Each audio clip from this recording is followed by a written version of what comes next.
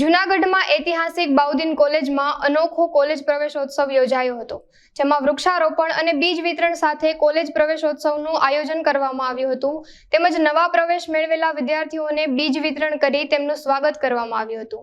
શિક્ષકો અને વિદ્યાર્થીઓ દ્વારા વૃક્ષારોપણ કરવામાં આવ્યું હતું. તો બાઉદીન કોલેજમાં 80% વિદ્યાર્થીઓ ખેડૂત પરિવારના હોય શાકભાજીના બીજનું વાવેતર કરે તેવા હેતુથી સમગ્ર આયોજન કરવામાં આવ્યું હતું. તેમજ વિદ્યાર્થીઓમાં પર્યાવરણ પ્રત્યે જાગૃતિ હેતુ તથા વિસરાતી જતી વનસ્પતિ શાકભાજીના બીજનું વિતરણ કરી અનોખો પ્રવેશોત્સવ કાર્યક્રમનું આયોજન કરવામાં આવ્યું હતું.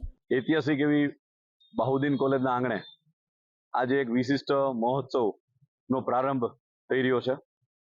આજે અહીંયા પ્રથમ વર્ષના પ્રવેશોત્સવ જેને કહેવાય એ સંપન્ન થયો છે. અમારા સાથી પ્રિન્સિપાલ અને આ કોલેજના પ્રિન્સિપાલ એવા બારસે સાહેબના આગ્રહથી અમે સૌ આજે અહીંયા આગળ વિદ્યાર્થીઓને વધાવવા આવ્યા છીએ. સાહેબે બહુ સરસ પ્રકલ્પ યોજ્યો છે. આજે બે એવા મહાનુભાવોને એમણે અહીંયા બોલાવ્યા છે. એક છે શ્રી વિજયભાઈ શેઠ, જે છે હોંગકોંગથી આવે છે અને 40 વર્ષ પહેલા આ જ કોલેજના વિદ્યાર્થી હતા. એ પોતાના સંવેદનો લઈને અહીંયા આગળ આવ્યા છે.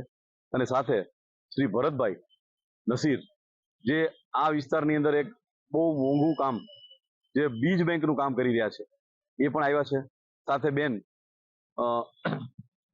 મેઘનાબેન, એ પણ કલ્પનાબેન, આ લોકો પણ જે ગૌ સેવાની બહુ મોટી ઉત્કૃષ્ટ પ્રવૃત્તિ કર્યા છે, એ પણ સાથે આવ્યા છે.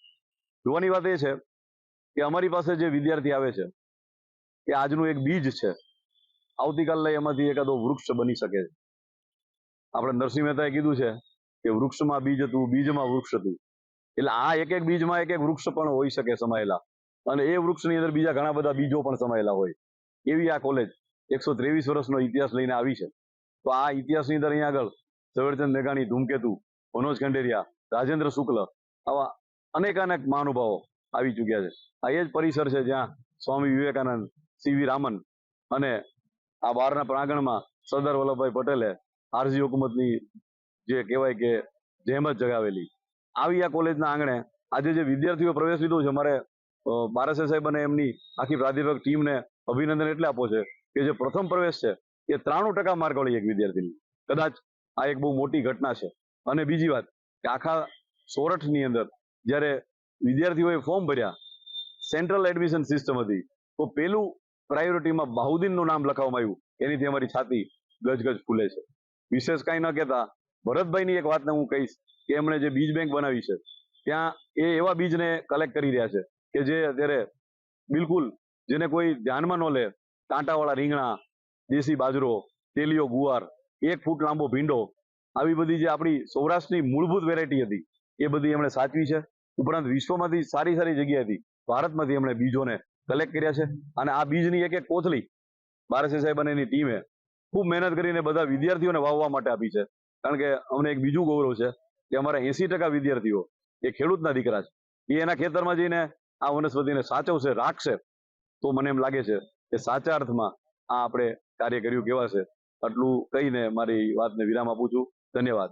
અસ્તુ. મારું નામ નીતાબેન ભરતભાઈ નસીર, ગામ કેશોદ. અને આજે અમે અહીંયા બાઉદીન કોલેજમાં પ્રવેશ ઉત્સવ ને હિસાબે અહીંયા આવ્યા છીએ.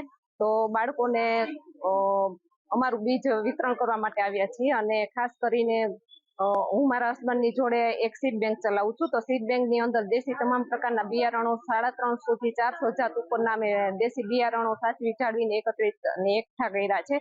આવનારી પેઢીને આપણે કંઈક આપીને જશું, એટલા માટે અમે એક બીજ બેંક જાળવી રાખી છે. તો બીજ બેંકની અંદર અમે ઘણા બધા રાજ્યોમાં બહાર ફરવાનું જતા હોવાને કારણે ઘણા બધા બીજ અમે બહારના રાજ્યોમાંથી પણ સિલેક્ટ કરીને ઘરે આવીને અમારા ફાર્મ પર વાવીએ છીએ, ઉગાડીએ છીએ અને બીજ વિતરણ બધાને આપીએ છીએ. અમારું બીજ ઓલ ગુજરાત, આઉટ સ્ટેટ અને આઉટ કન્ટ્રીમાં પણ અમે અત્યારે મોકલીએ છીએ. તો અત્યારે આ પ્રવેશ ઉત્સવની અંદર અમે જે આ બહેનોને, બાળકોને, ખાસ કરીને વિદ્યાર્થીઓને અમે આ બીજનું વિતરણ આજે કર્યું છે કે કાંઈક એનામાં જાગૃતિ આવે, કે પર્યાવરણને સાચવવા, બચાવવા અને જાળવવા માટેનો આ એક અમારો અભિયાન છે કે આગળ ને આગળ બાળકો પ્રગતિશીલ રહે. અને જેમ અત્યારના યુગમાં નવા નવા રોગો જેવા મોટા મોટા રોગો નીકળી પડ્યા છે કે કેમ કે જંતુનાશક દવાને કારણે ઘણી બધી સમસ્યાઓ આવી છે અને આવનારો સમય પણ એવો બધો ભયાનક આવશે કે ખેડૂતોને